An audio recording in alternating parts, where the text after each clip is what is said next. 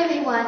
Today I want to talk about a topic that is especially related to every one of us, the protection of minors.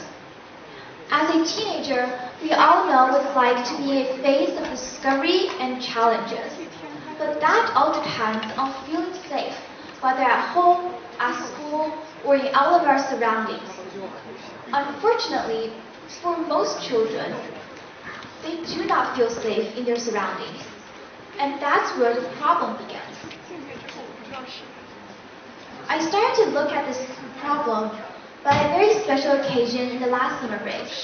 I encountered a 12-year-old girl who was living with her grandparents, and she told me that she has bullying issues in her class. So I asked her, "Did you tell your teacher, your grandparents about this problem?" And she said, "Yes, of course, I told them, and the teacher punished these students." And I thought, great, that was a very good start. You reached out for help. And I thought that she was going to be helped in that second. But after a week, I asked her again and said that if there was any better things for her. And she said, no, the bullying issues continue to happen. The teacher did punish these students. But after a week, on Monday, these students come back to class and continue their actions on her. She struggled both academically and also had very big problems about making friends in her class.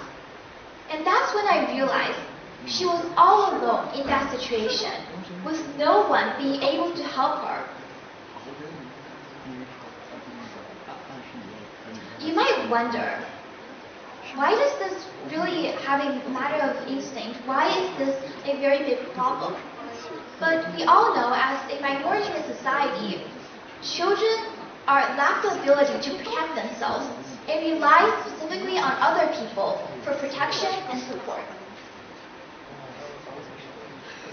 The lack of protection of children leads to both physical harms, but also long-term emotional traumas that can significantly affect children's growth. A 2023 report shows that 1 in 4 children globally has encountered some kind of violence before the age of 18. These are not just numbers that are big. These are real lives, but silenced by fear. The digital age brought opportunities as well as unprecedented risks. Cyberbullying, online human trafficking, and inappropriate information spreads rapidly. Neglection, often less viable than abuse, is equally damaging. Children living in families where their parents do not come home often suffer from the lack of emotional support that often leads to behavioral biases.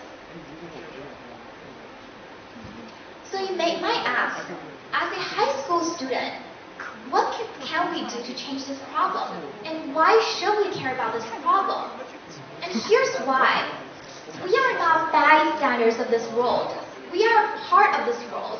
And that's why we should act to solve this problem. And the good news is, even as high school students, as teenagers, we can do something to stop this from happening. First, educate ourselves and others. I believe the most important issue in this topic is about education.